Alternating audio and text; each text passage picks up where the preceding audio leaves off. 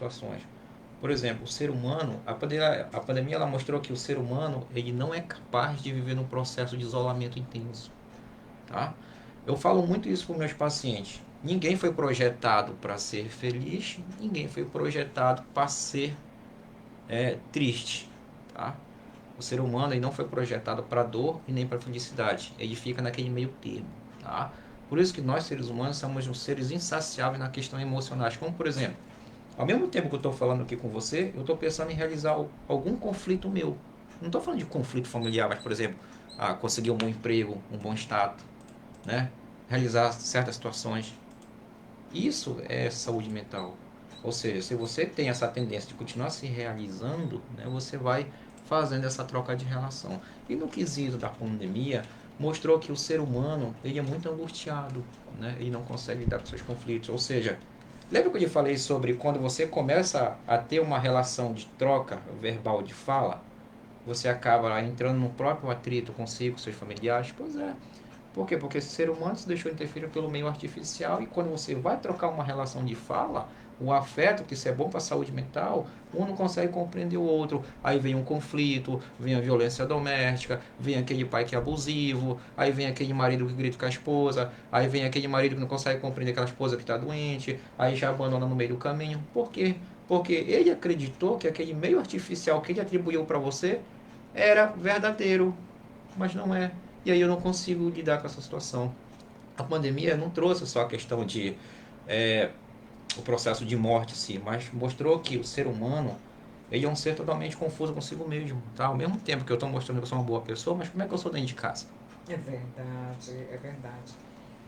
Chegando a esse ponto, até mesmo sentir ali os sintomas mentais e emocionais após a pandemia, né? A gente viu aí Sim, que, é o famoso estresse pós-traumático, com né? certeza, né? Eu tive Bom, muito essa experiência, Rosana, quando surgiu a pandemia e só ligava as sirenes, o pessoal entrava em processo de estresse, né? Já entrava no TAG, do TAG gerava um transtorno ansioso depressivo misto e via para uma esquizofrenia. Não é tipo assim, eu já estou ansioso, eu vou... Não, é tudo em cadeia, tá? Então assim, lembra que eu te falei como o ser humano não está apto a passar por situações de grandes conflitos, né? Então foi isso que acontecia. Às vezes eu atendia muito paciente no período da pandemia, né? Que só ouvia ambulância, então só de ver o saco preto com as pessoas ali dentro daquele saco, no quesito de morte, já entrava no processo de pânico, desespero. E depois que passou, tem pessoas que estão se recuperando em psicoterapia devido ao processo de estresse pós-traumático. Tem gente que pensa que estresse pós-traumático, acontece muito isso. Eu pego muito paciente que entra no consultório e fala assim: doutor, mas um exemplo, a pandemia. Eu perdi um parente há 4 anos atrás. E agora que veio aparecer esse estresse pós-traumático comigo? Esqueceu que você é um ser humano que fica em constante transformação? Ou seja, como diz aquele ditado, uma hora a conta chega. Né? com certeza. E chega mesmo e cobra muito caro, né? A Sim, gente se viu aí em momentos muito difíceis, onde a gente viu muitas pessoas entrando em pânico, sim. né? E até hoje tem, né? Tem, ainda tem, sim, com certeza. Quando se vê falar em pandemia, em Covid, a gente já fica, Sim. né, preocupado. Bom, o que podemos fazer ali para melhorar a nossa saúde mental?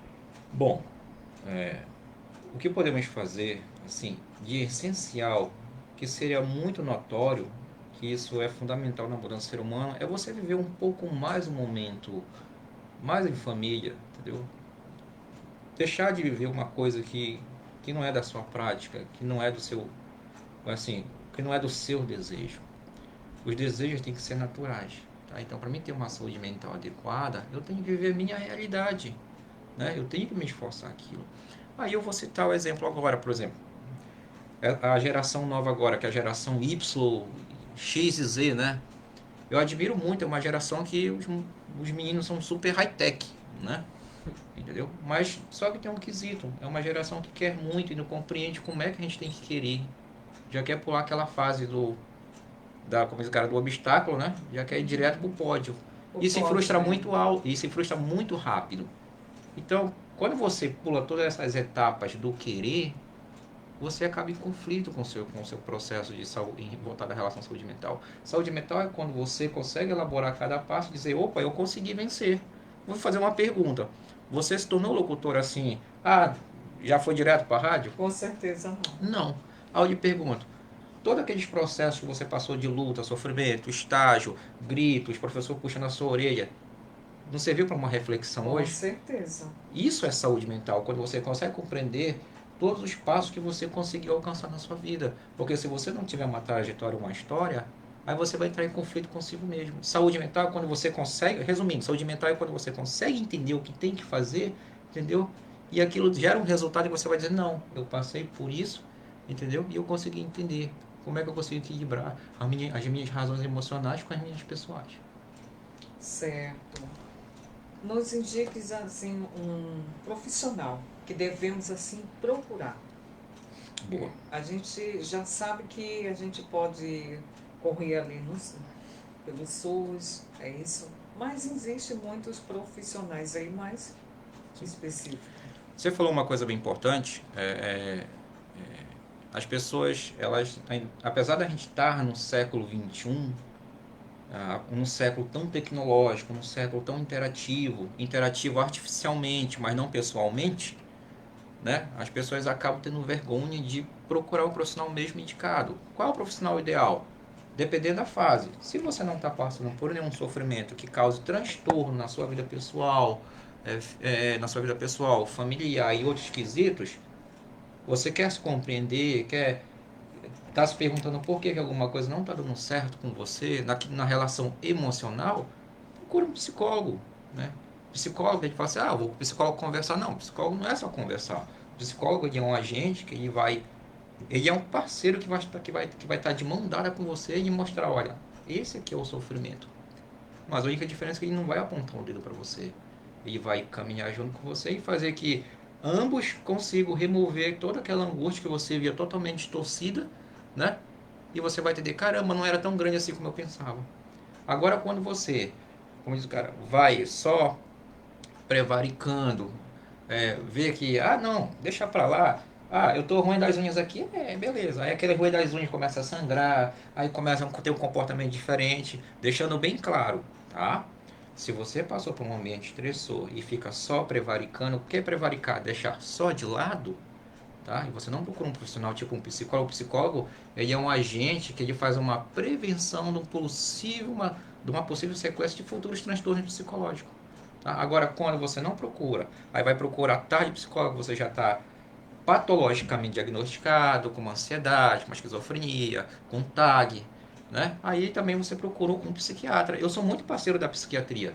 Quando eu vejo que o paciente não consegue elaborar suas emoções dentro do consultório, eu caminho para uma psiquiatria. Ah, doutor, eu sou doido? Não. Praticamente 99,9% dos pacientes já chegam logo, eu sou doido. Não, ninguém. Eu digo assim, o consultório psicólogo, ele não é um centro de julgamento. Sabe por que as pessoas procuram psicólogo, Rosana? Não é porque estão doentes patologicamente. É porque se sente compreendida. Porque muita gente diz, tu tá doida, procura um psicólogo. Aí eu vou desconstruindo aquele muro que construíram e reconstruindo um novo castelo na vida dela. Certo? Certo. E quais os hábitos que podemos ali adotar para melhorar a nossa saúde mental? Boa, viver em família, viver em sociedade de uma forma mais saudável, deixar um pouco de lado o mundo artificial, desejar uma coisa que não existe ainda, que não está no seu alcance, né? Uma prática de exercício físico, uma boa alimentação, né? Boas interações sociais.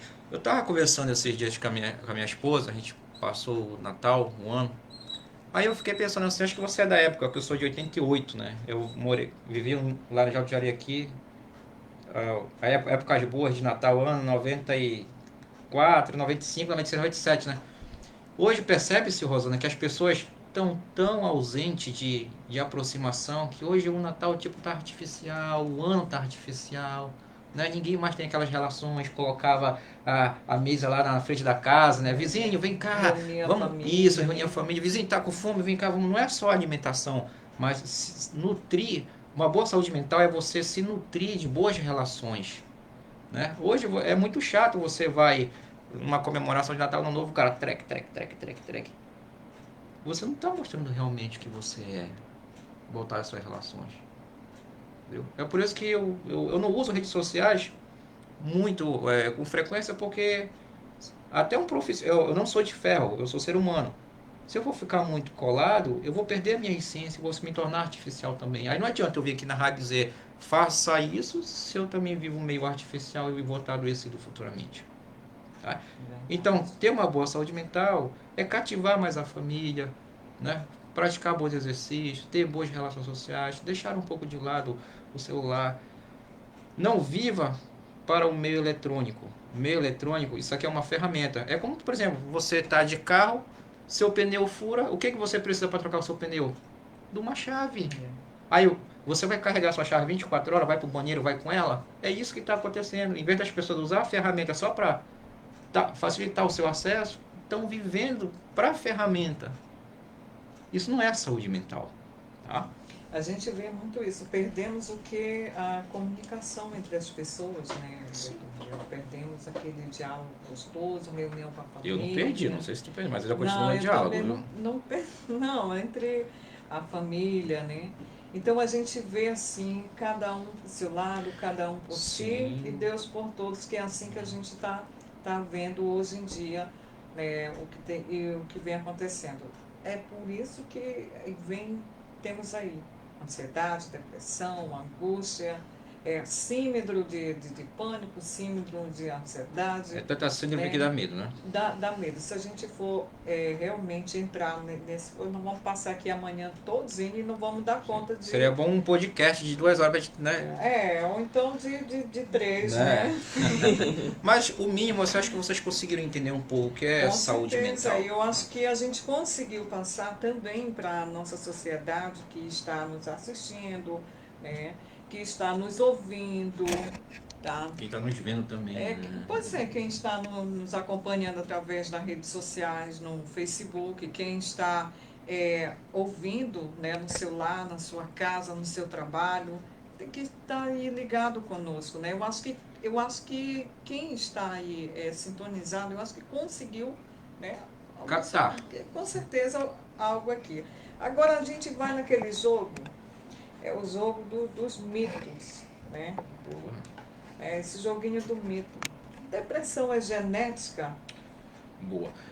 Rosana, tu me pontuou uma coisa muito importante. Às vezes eu fico muito triste quando alguém diz assim, depressão é frescura, gente que não tem que fazer.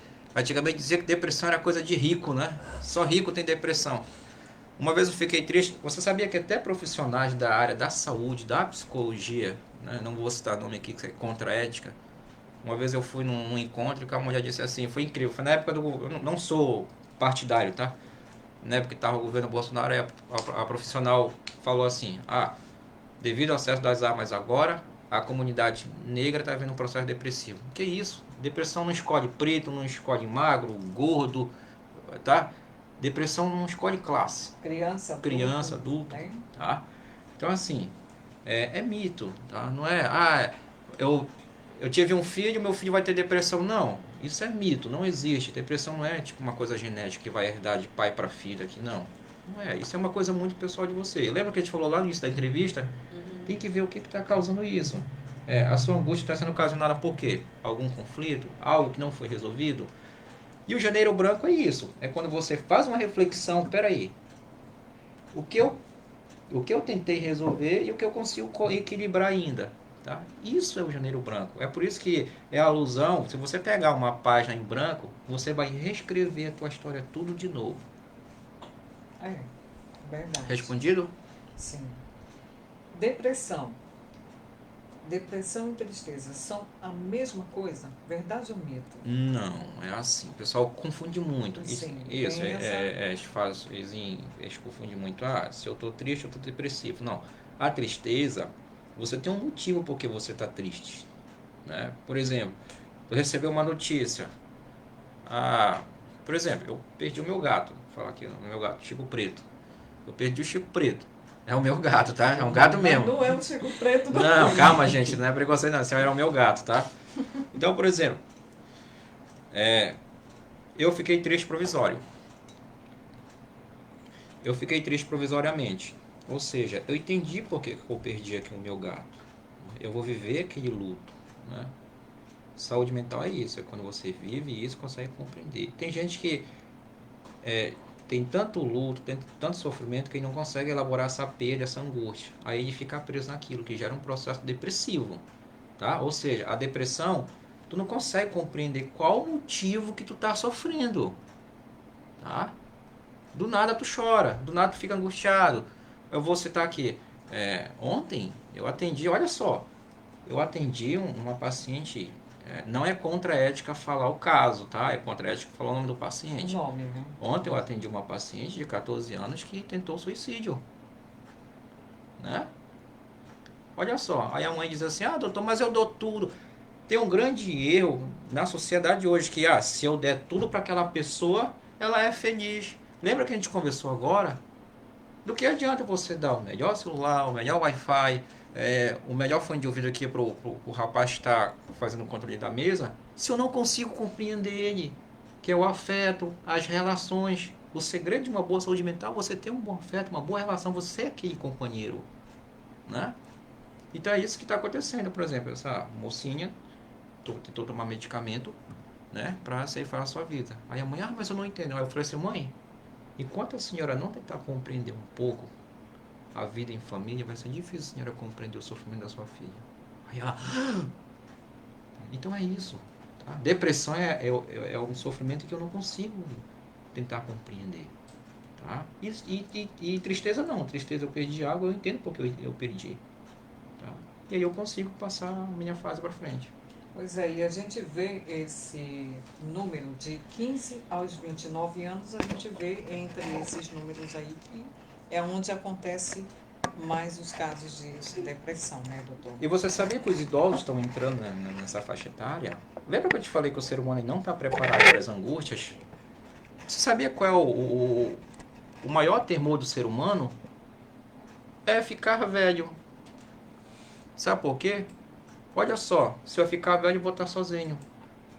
O processo depressivo está também atingindo a classe dos idosos, 60, 70, 60 não, mas 70 para frente é quando o corpo começa a ficar debilitado, né? Aí aquele companheiro, aquele cônjuge, ou a mãe, ou o filho, o neto, não consegue mais acompanhar o ritmo daquele idoso, né? E aí ele se sente uma pessoa frustrada porque ele se sente um inútil. O processo do idoso é um processo saudável, mas sabe o que torna é, o envelhecimento em si uma forma perturbadora para o idoso? É a forma que como o indivíduo trata ele, tá? Envelhecer é saudável, mas a forma como tu trata o indivíduo se torna um sacrifício para ele, porque vai dizer, eu não sirvo, eu não presto, eu só vou dar trabalho, né? Eu fui dar uma palestra ali na casa de acolhimento. Olha só como há uma projeção errônea. Eu vou ser rápido, Rosana, que tem tempo, né? Uma projeção errônea. Tem gente que fala assim, eu não concordo. Eu vou fazer um filho, botar no mundo para ele cuidar de mim. É tipo assim como se fosse uma aposentadoria privada, entendeu? De cuidadores futuros e angustiados. Não é assim que funciona. Aí eu falei, olha, enquanto você não fortalecer o seu vínculo familiar, o teu filho vai te ver apenas como uma pessoa adoecida. Não te ver como uma pessoa carinhosa, atenção, que merece aquele respeito e aquele cuidado, não tanto físico como psicológico. É verdade, né? Bom, pessoas com um transtorno bipolar não conseguem ter uma vida normal? É mito ou é verdade? Não, isso é totalmente falácia, tá? Ah, lembra quando eu vim aqui, não lembro mais, eu acho que foi em 2021, há uns 2 anos, foi antes da pandemia? Foi antes da pandemia. Acho que 2020, né?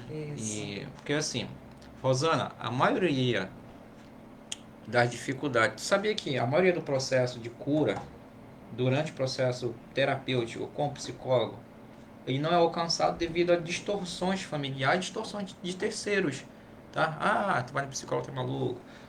Quem é que vai te ouvir? E fica aquelas coisas. Então, é aquele preconceito. Por exemplo, o transtorno bipolar, ele é um processo psicopatológico, né?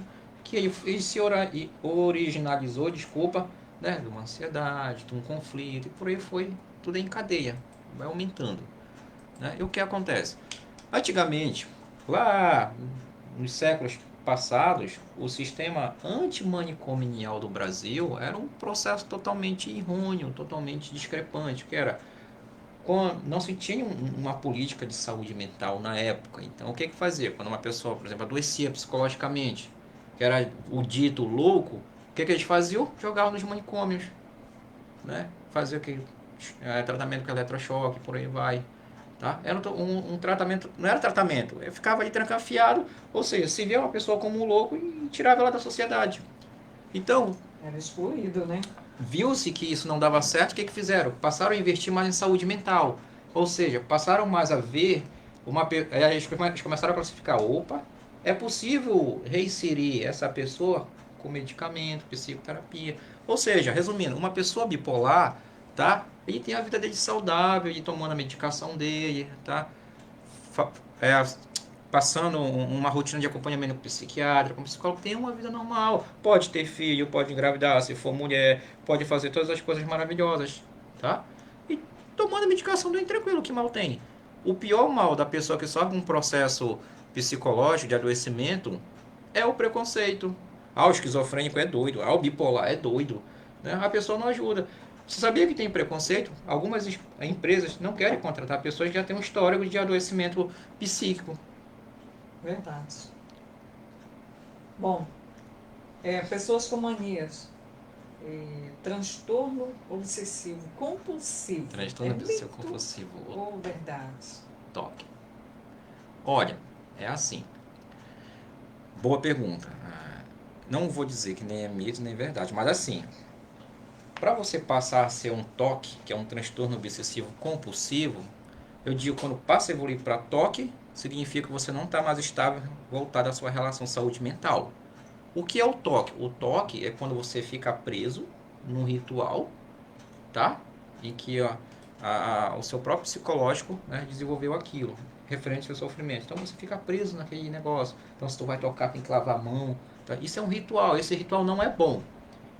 Doutor, quando é que eu sei quando o meu ritual não é toque ainda? É saudável? Simples. Tem gente que tem mania de limpeza. Tá? Vai lá, limpa a casa. Isso é normal. Isso é uma pessoa higiênica, tá? Agora, o toque, ele não é uma mania de limpeza. Ele é um ritual em que aquela pessoa ficou presa naquele sofrimento. Tá? Tipo, por exemplo, ele vai lavar a mão, lava, até sair sangue da mão dele.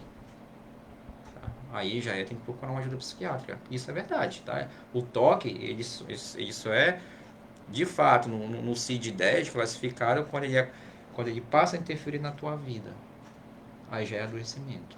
Isso é verdade, sim. O toque só se transforma quando você acaba tendo uma interferência de sofrimento no ser humano. Certo. Pânico e medo são a mesma coisa? Mito ou verdade? Bom, assim, o pânico e o medo, dependendo, é muito amplo os dois, tá? Assim, não é mito e nem verdade também. Porque assim, a gente tem que falar um pouquinho separado de cada um, tipo, separar água do óleo, tá? Por exemplo, tem gente que tem fobia de aranha, isso gera um pânico, tá? Ou seja, tem gente, por exemplo, que tem medo, por exemplo, de altura, tá? Ele tem medo, ele sabe que ele não pode subir lá. O que é o pânico? O pânico, ele é um processo psicológico, ele é ocasionado, sempre a origem vem num processo de ansiedade. Tá? Às vezes a gente fala que é o transtorno de pânico misto ansioso. Né? Por que misto? É um pouco de tudo. Né? Um pouco daqui, um pouco dali. Tá? Então, o pânico é quando você faz uma elaboração de suas ideias totalmente invertida. Ah, vai acontecer isso. Meu Deus! Você compreendeu? Eu pego muito paciente ansioso que tem um transtorno de pânico. Tá? Faz aquela projeção futura que é algo que ainda não aconteceu. Tá? E o medo é bom pra gente, é algo presente. Por exemplo, você anda de moto? Ando, mas ando com medo. Você me respondeu. Tá? O medo é quando você não perde o autocontrole de si. Sabe qual é a função do medo? É nos alertar. O medo ele é um escudo bloqueador de futuros perigos. Também penso tá? assim. Ou seja, o medo é isso, por exemplo. Você anda de moto, mas fica assim, caramba, isso é saudável. Eu tô andando de moto, mas eu vou parar aqui, eu vou respeitar a placa de pare, porque vai que vai um maluco passa chutado. Vrau, aqui. E o pânico não. O pânico, Aí, o pânico, ele é uma desorganização emocional. O que é? Por exemplo, você para de moto, aí tu fica, meu Deus, ai, será que alguém vê um carro chutado aqui, vai passar por cima de mim? Eu vou acelerar logo. Aí chega lá e pô. Viu a diferença agora? É por isso que eu não posso afirmar nem que é mito nem que é verdade. Porque se eu falar que é verdade, vai misturar os dois juntos. Eu estou apenas classificando cada um. Tá? Respondi? Respondido, com certeza. Pois é, a gente vê muito isso, né? A gente acaba confundindo ali, doutor Mael, O medo com o pânico. medo com pânico, né? Porque tem momentos na nossa vida que nós sentimos tanto medo e parece que a gente até sai fora desse planeta, né? Rosana, só reiterando, o pânico, ele é um descontrole funcional, emocional, devido a você ter passado por certas situações estressoras que você não consegue mais ter controle daquilo. Aí o que acontece? Aí ele é associado muito com ansiedade. Tá? Por experiência própria, como psicólogo.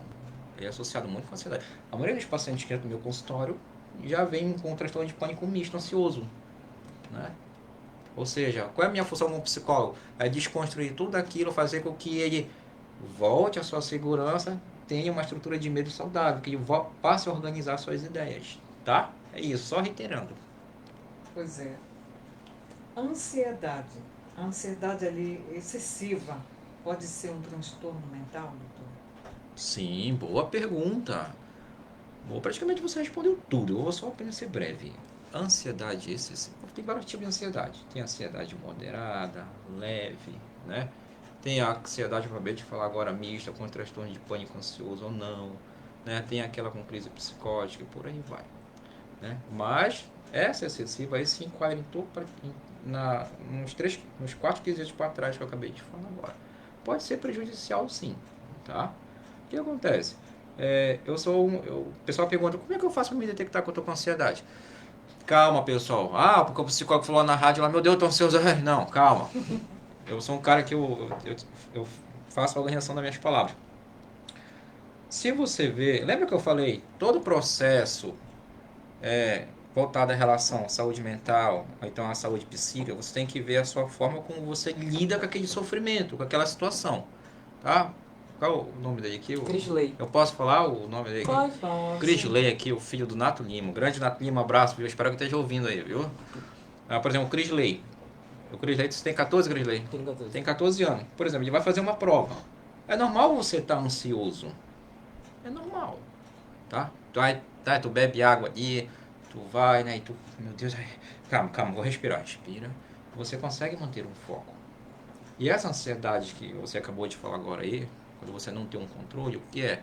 É quando você acaba selecionando automaticamente, tem a desorganização mental, você não consegue focar mais em nada, né? Faz uma projeção de algo que não vai acontecer. Aí você diz, opa, algo está errado comigo. Eu tenho que procurar uma ajuda profissional. Com certeza. E o bom é quando você se toca que precisa dessa ajuda profissional. Né? Sim.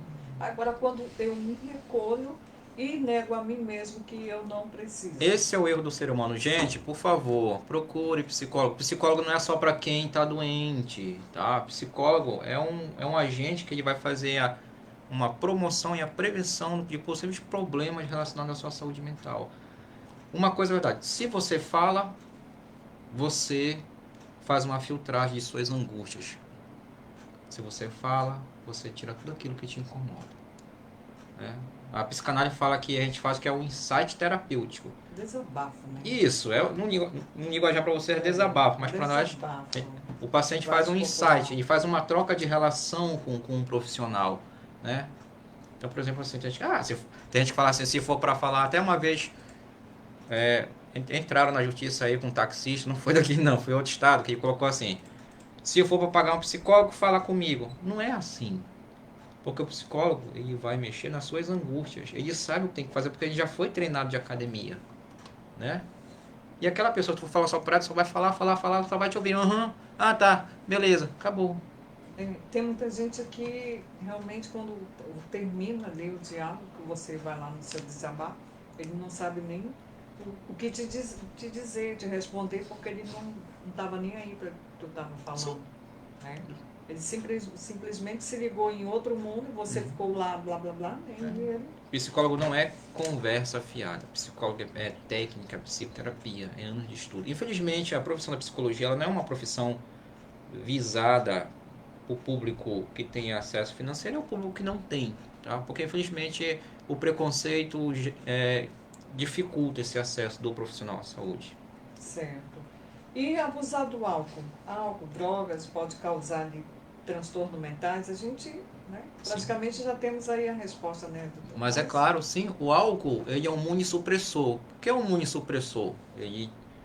Eu não sei se você já percebeu, eu observo muito isso, eu uso muito como exemplo os pessoal que vão beber em bares, não vou falar bêbados porque eu já estou ofendendo, não. O pessoal que faz o uso do álcool, tanto excessivo como moderado. Eu acho muita graça quando ele começa, é o primeiro copo, né? Aí ele começa a ficar eufórico. Por que aquele imunossupressor? Porque ele vai mexer um pouco com a tua estrutura neurológica, física e emocional, né? O álcool ele vai te deixar melancólico e ele vai te deixar eufórico, que é feliz. Aí tu toma o quinto copo, eu sou o dono da Domestic lá. Eu sou o dono da 104 FM. Olha, cara, vai lá comigo também. Aí tu já é amigo dele, tu já é irmão. É verdade. Então, o álcool, ele vai trazendo à tona todas as tuas angústias. Mas qual é o problema nisso? Porque é aí que está como diz o cara, a questão do adoecimento. Porque ele não vai te fazer bem. Tu vai entrar numa dependência. Aí, como ele é um imunossupressor, como ele pode te deixar tanto eufórico como melancólico, você pode desenvolver um estágio depressivo, referente às suas angústias, você pode desenvolver um TAG, você pode desenvolver um transtorno psiquiátrico, por aí vai. Você pode se tornar agressivo, tá? Você pode estimular aquela violência que você não tinha dentro de casa. Você compreendeu? Então, assim, eu vou ser sério, nem o uso moderado e nem o uso excessivo não é aconselhável. Vamos falar então um pouco de transtorno mental, sinônimo aí, sinônimo de fraqueza, Ever? Não, infelizmente eu fico muito triste. Eu estava em Macapá agora, eu fui passar uma temporada e uma pessoa disse assim que quem tem depressão é gente fraca.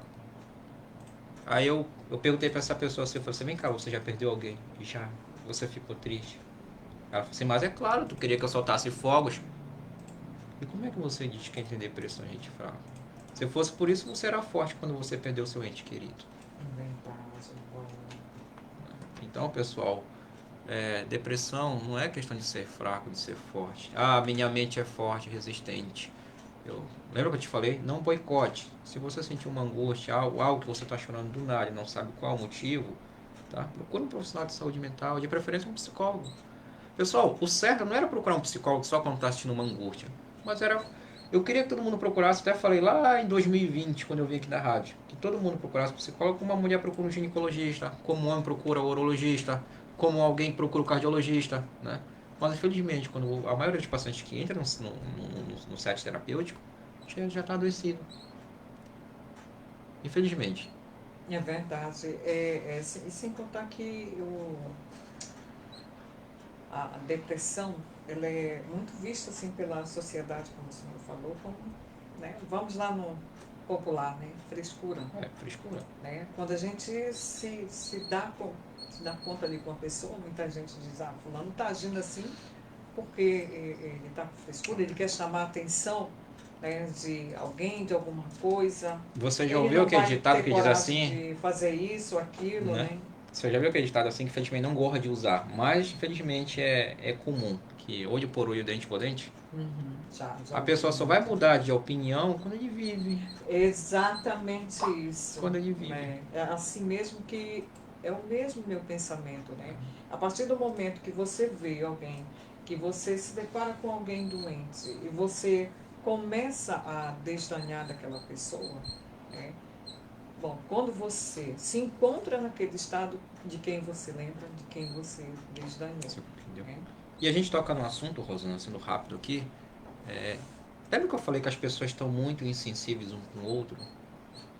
Olha, às vezes, olha só como o meio artificial muda muito o ser humano. Antigamente, até o período de 90, 99, estava explodindo o auge da tecnologia do celular, acontecia um acidente, a pessoa ia lá, ajudava, né? Vamos lá. Hoje não. Hoje eu vejo assim como se fosse... Como é que é o nome lá daquele negócio lá que os romanos lutavam? Coliseu. Eu vejo que a nossa sociedade se tornou um coliseu. Um coliseu em que eu vou me satisfazer com o teu sofrimento, é uma diversão para mim inconscientemente, tá? Sai muito mais prazeroso eu gravar um vídeo em vez de te ajudar. Né? Aí a pessoa sofre um acidente, a pessoa fica gravando, olha, tipo um repórter investigativo, né? Mas é uma briga, né? Ninguém mais. Ah, tô nem aí, eu vou. Sim. Olha, tira foto, faz o vídeo, joga na rede social. Eu repudio muito. Fulano. Você sabe por que eu não gosto de grupos assim? Às vezes, grupo Jari Notícia, grupo não sei do que mais. Às vezes a intenção é boa, mas tem gente que já está tão perverso inconscientemente em satisfazer-se com a dor do outro, que aquilo se tornou banal para ele. Banal, né? Assim, é uma coisa minha, tá? Eu não gosto. Tá? Então, nem grupo eu não tenho. O único grupo que tenho é no meu trabalho. Pois é, doutor Rael. A gente vê assim o mau humor na sociedade, né? Pode ser também assim aquele sintoma, né, de transtorno mentais. Sim, boa pergunta. Assim, nem tanto também, tá? Às vezes tem aquela pessoa que é tão mal-humorada mesmo que ela precisa de psicoterapia. É verdade. Então, uma vez eu vou contar um negócio que é um enredo. Eu sou psicólogo, mas eu sou ser humano também. Eu me sensibilizo com a tua dor. Uma vez eu fui no banco, aí eu fui depositar um dinheiro e sobrou uma nota, né? Esses caixas agora modernos, né? Se tu amassar a nota, ele recusa. Aí tinha uma senhora assim, eu falei, senhora, pode... Eu lhe dou uma nota de 100, a senhora faz um pix pra mim no valor tal. Aí ela falou assim, vou ver. Aí eu falei assim, a senhora é assim, insensível ou já é de fábrica já? Aí a senhora ficou... Olha só o nível que tá, coisa simples, né? Uma pessoa mal-humorada. Sabe por que essa pessoa é mal-humorada? É infeliz consigo mesmo? Porque ela não promove a felicidade dentro do seu lar. Você compreendeu? Nem não significa que ela esteja com problema de saúde mental. Até um certo quesito, sim. Por quê? Porque ela não vive a plena felicidade onde ela deve viver no seu meio familiar. Aí quando ela sai para outro ambiente, ela já sai atacando ali as pessoas ao seu redor. Bom, doutor Rael, muito obrigada por esse momento, você ter aceitado aqui o nosso convite. Fique à vontade para você esclarecer mais um pouco sobre dentro desse assunto aqui que é a saúde mental, né? Falar aqui para quem está nos vendo, quem está nos ouvindo, a sociedade aqui em geral, lá no Jari, não só aqui, né, no Jari, mas no mundo todo, né? Quem devemos assim procurar, por onde a gente ir, não ter aquele medo, porque muitas das vezes o que nos impede é o medo, né, de falar com um psicólogo, de procurar um psiquiatra. Porque eu vou tomar remédio, eu vou me viciar e aquilo. A gente acaba colocando muito obstáculo já à nossa frente, com medo de enfrentar até mesmo a nossa realidade, né? Considerações finais? Já, né? Isso. Tá. Então, olha, em primeiro lugar, para a gente ter uma sociedade um pouco mais saudável, é preciso que ambos andem de mão dada. Vou dar um exemplo. O que você está fazendo aqui é um trabalho de saúde mental. É a reestruturação da saúde do indivíduo, porque tem muita gente que tem dúvida. Às vezes uma entrevista dessa aqui vai tirar essa dúvida e vai encorajar aquele outro indivíduo que está sofrendo a procurar uma ajuda. Mas é esse o nosso propósito aqui hoje. Então eu vou parabenizar o Ricardo, a Rádio 104 FM, a você também que dá oportunidade para esse mero profissional, que é pequeno, mas se torna muito grande, né? Abrangindo as comunidades. O Derek, que acabei de conhecer, filho do Nato Lima também. E até uma vez eu falei aqui agora, né? Que toda vez que eu entro aqui no estúdio da 104,